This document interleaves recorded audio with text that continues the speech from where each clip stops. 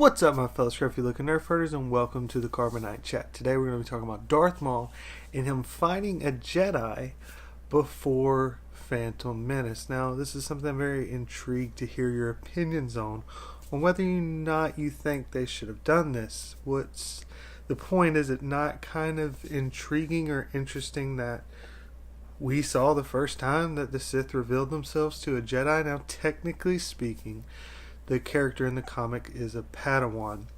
Now, I began prior, when explaining the beginning of this comic, that it started to go through how Darth Maul is kind of dealing with this intense bloodlust. He can't think of anything other than just killing things, and nothing really satisfies him, and so his ultimate desire, of course, is to kill the Jedi. Now, in my second video, I discussed how Emperor Palpatine took him to Malachor, where there was the last kind of stand of the Sith, and they were all killed, and he used kind of abilities to cause him to feel the pain and anguish and struggle and all the hurt of all of the Sith that died there. And he said it felt like he was being stabbed 1,000 times. And that fueled even more hatred, and that was what Emperor Palpatine used from a very young age to kind of draw out his hatred for the Jedi for what they had done very unfairly in the Sith's eyes. So he is sent on a mission by Palpatine to deal with some of his bloodlust, and in it he goes and he's supposed to kind of kill some of the pirates that are holding the Trade Federation, that obviously has a connection to Emperor Palpatine that we will see. Obviously he's not the Emperor at this time because it's before Phantom Menace, but he's obviously got a connection with the Trade Federation, and so he sends Maul to help free them. When Maul gets there, he goes and begins to kill all the pirates very easily, but a pirate informs him that there is a Padawan, a Jedi Padawan, that has actually been captured and is going to be auctioned off. So then he heads out there to go.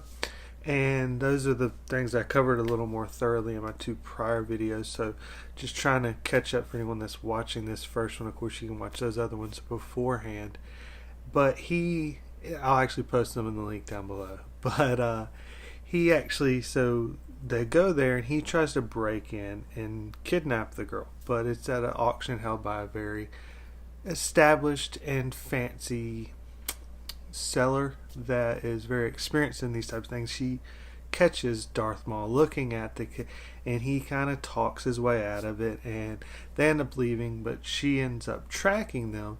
And of course, Maul isn't able to afford to pay the high price, because this is something very intriguing to a lot of the people. You have some of the people like the Pikes that are there, and which is one of the biggest gangs that sell spice, obviously a very wealthy group. And then you have some of the people like the Transdonians, like what's his name, Bosk, and they're very well known. We saw it in the Clone Wars that they would actually they're hunters, and so they would free some people on this planet, and then they would try to hunt them for sport. And obviously one of the greatest things you can get is a Padawan, as we saw in the Clone Wars, where they captured Ahsoka Tano. So they've got a lot more money, and they bid higher than Darth Maul could ever bid. So he actually uses a droid to be able to kind of figure out who they expect is going to win. And so they go ahead and break into and get on their ship. So when the person that wins gets on, they can take the girl, kill them, and be able to go off with the girl. Now again, as I mentioned in the prior videos, he's doing this with the help of Cad Bane and Aurra Sing, two of the best bounty hunters in the world. Cad Bane being my favorite. So they begin to fly off, but this girl who's running the auction is actually quite smart, and she had a feeling something like this would go on, and she had actually set the tracker to follow them, and then after they got to a certain location it would blow up, and actually the ship blew up, and she set it to only blow up a certain amount so that it wouldn't kill anyone, but it would crash on the local moon that was right down there. She then sold passes to be able to get onto the moon to then be able to hunt and kill the Jedi Padawan. So she obviously found a way to make more and more money. She's a very smart businesswoman. In this, the girl, the Jedi Padawan, is actually still tied up, but she finally convinces Darth Maul to free her, because if she's actually free, then she can be able to defend herself, and she argues, you want to kill me, and at least if I'm able to defend myself, I can stop somebody. What happens if a sniper or something shoots me down? and I'm dead and you don't get the opportunity to kill me. So he finally agrees and frees her, and he tells Cad Bane and Aurra Sing to kind of split up with the goal that the hunters will probably go after the Jedi Padawan, because that's who they want to kill, and Cad Bane and them can kind of go away and then come back and try to steal one of the ships from the other hunters, and that will allow them to flee and leave the planet. So as they go, Darth Maul is kind of reading and trying to judge the Padawan, and they're having to fight through some of the people. The first ones that they meet and have to fight with are the Pikes, and he's kind of admiring her fighting style. He's seeing that she's very strong, and he believes that she would very well have been a Jedi very quickly. And he says that he also notices that she's watching him very closely, but he says that he begins to sense a darkness in her. He begins to start thinking that possibly she could be very close to becoming a Sith if she had the opportunity. But then he quickly kind of says, and this is all going on in his mind, that this could never happen, that he kind of solved her fate for her, because she would never be able to be kept alive, because then Palpatine would know that he lied to him and betrayed him. So they're fighting through, and they get through their last few little people.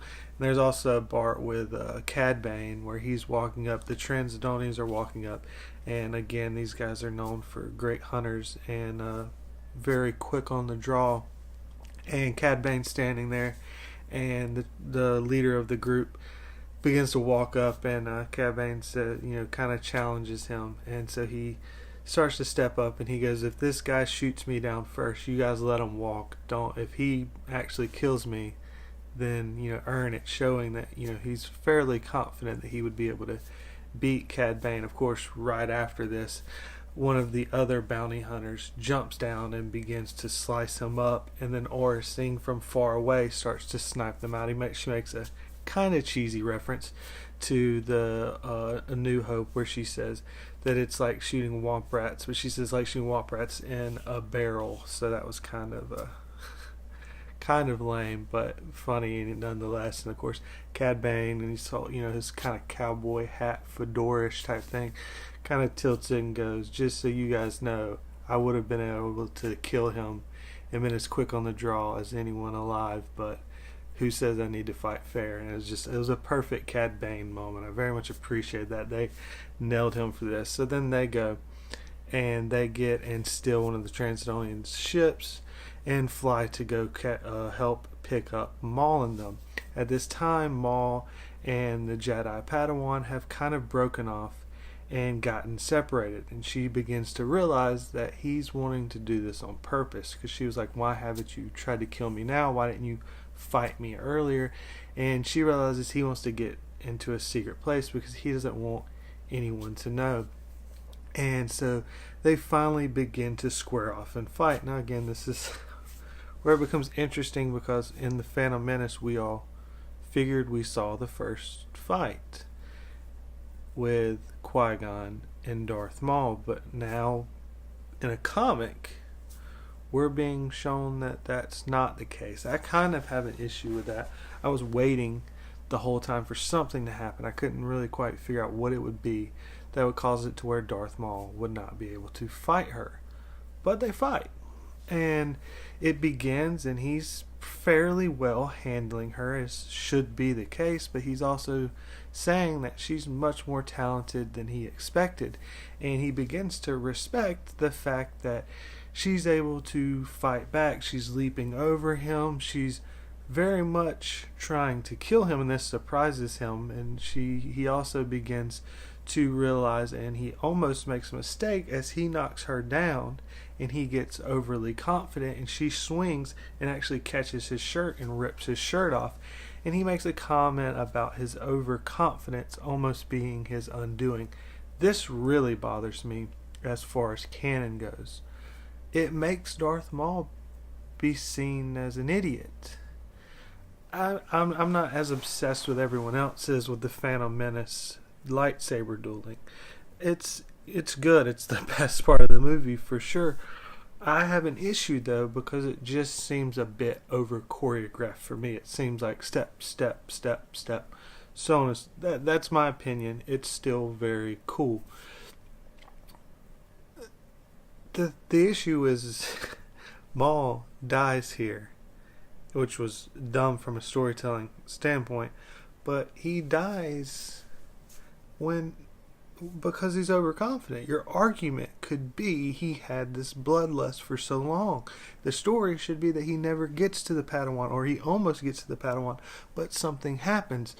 But not only are you having him fight a Padawan before he fights Qui-Gon, you're having him almost get hurt by the Padawan and talk about how his overconfidence that she almost took advantage of it.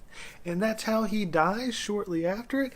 That's the stupidest thing I have ever heard in my life. What are you doing? What are you thinking, Disney?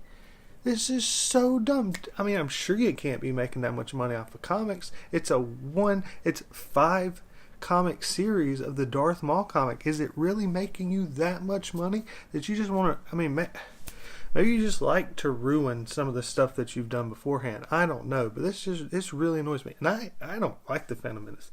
And this is going to bother some people, and I'm sorry, but this is just my opinion. It's in the bottom 3 movies of Star Wars. I'll just put it that way. It's in the bottom 3, probably bottom 2. Most likely bottom 2 movies in all of Star Wars for me. But still, I do love Darth Maul, so maybe that's an issue with the Clone Wars and Rebels. That's just, I mean, am I wrong? Because I mean, I know a lot of people tend to make the comment, it's just the books or whatever, like forget it or whatever. But I mean, this is canon. My channel is about Star Wars and Star Wars canon. The series I'm talking about right now is The Journey of the Wills, which is following from canon from the very beginning to the very end. How do you do this? How do you have this happen? How can Darth Maul make this mistake and then make it again later to another Padawan? I mean, I guess you could argue Obi-Wan was in such a terrible position, which argues the fact that there's no way that he should be able to survive, but you can say the Force willed it or whatever the case. But then you could also say Darth Maul shouldn't have been able to survive it, and I hope they don't ever do that again, but I'm glad they did it with this because his character was unbelievable in Clone Wars. But anyways, she rips his shirt off. End of that rant. She rips his shirt off, and then after she rips his shirt off, they do some more fighting, and she's actually much closer to dealing with him, and he begins to have to take it very seriously, and he begins to say that he's been conflicted. And he doesn't go into too much detail on why he's conflicted.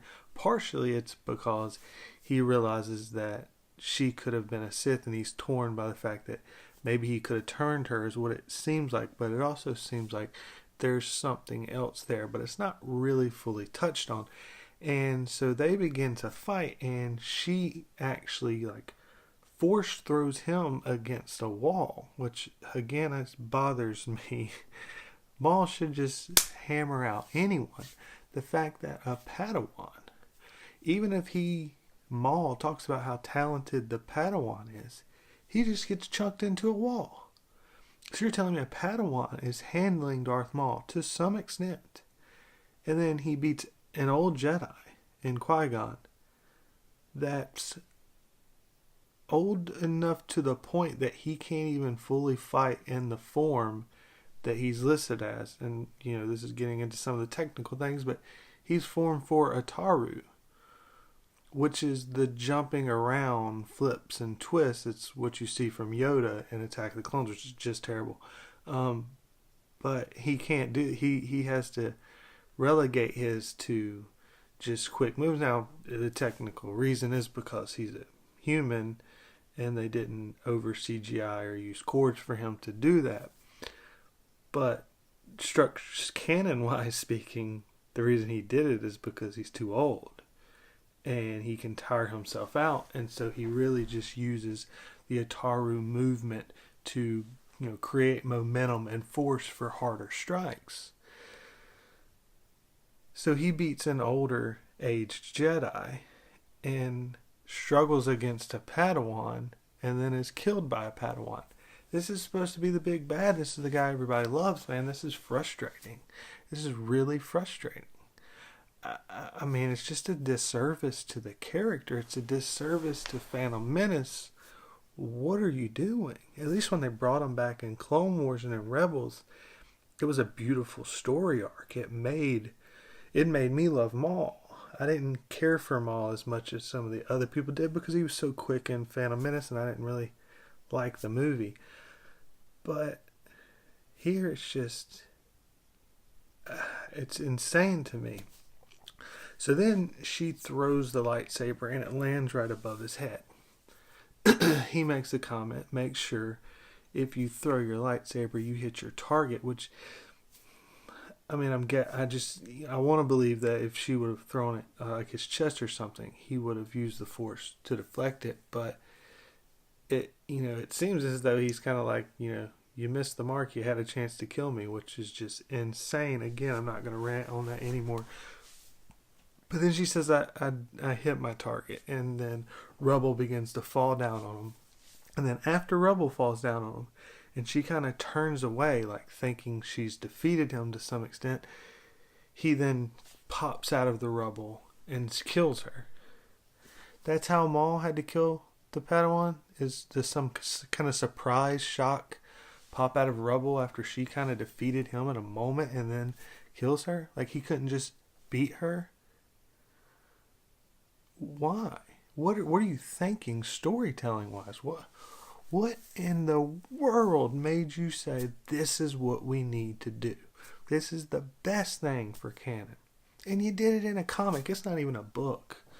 It's not even a novel. It's not a television series.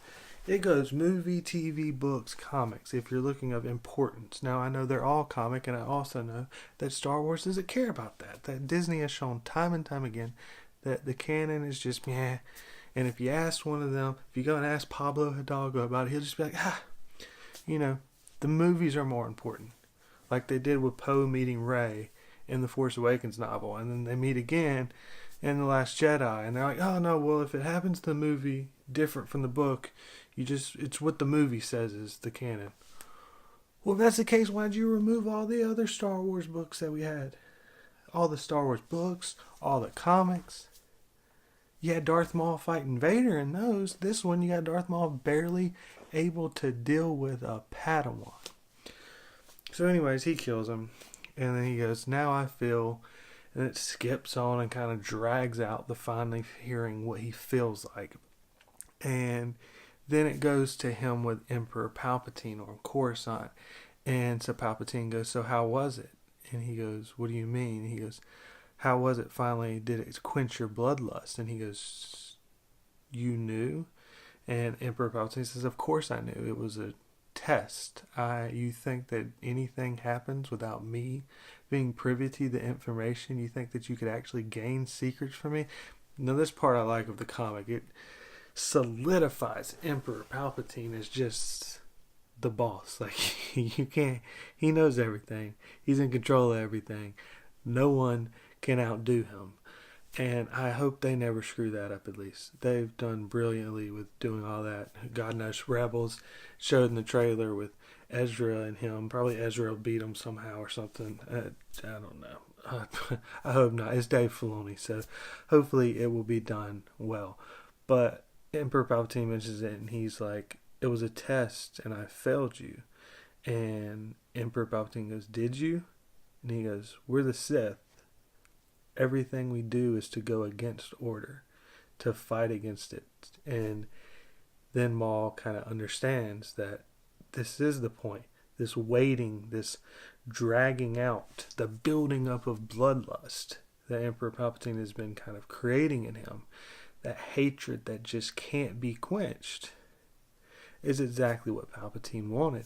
So he asks one more time and says, did it quench your thirst? And Maul says no.